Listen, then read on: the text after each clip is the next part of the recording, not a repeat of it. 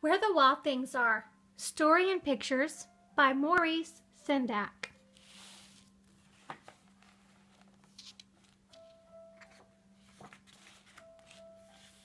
Where the Wild Things Are.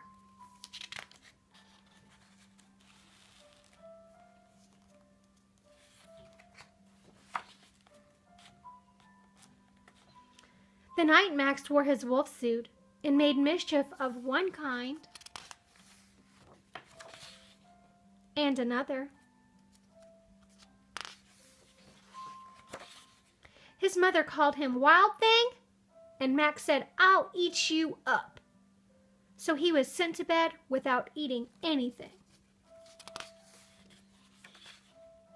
That very night in Max's room, a forest grew and grew and grew until his ceiling hung with vines and the walls became the world all around.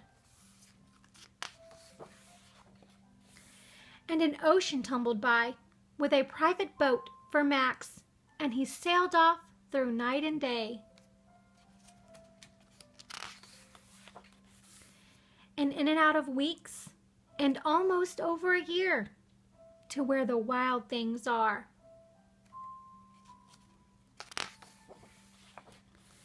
And when he came to the place where the wild things are, they roared their terrible roars, and gnashed their terrible teeth, and rolled their terrible eyes, and showed their terrible claws.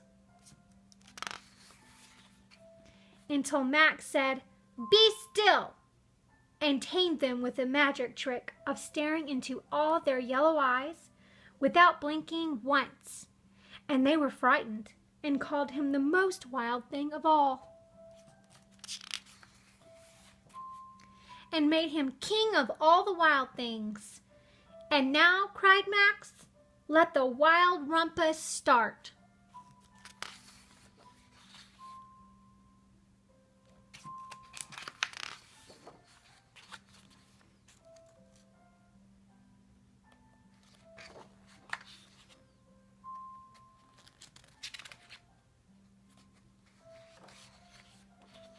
"Now stop," Max said, and sent the wild things off to bed without their supper.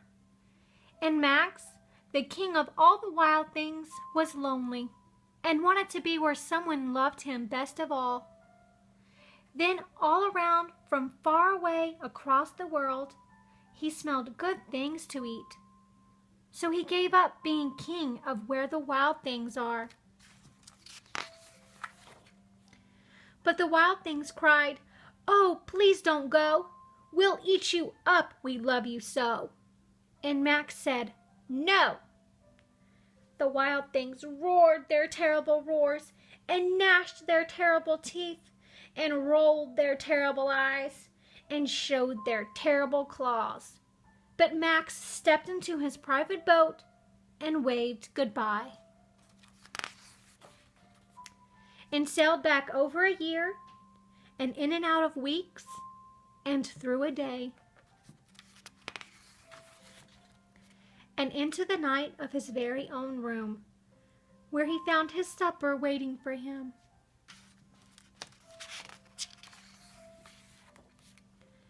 And it was still hot.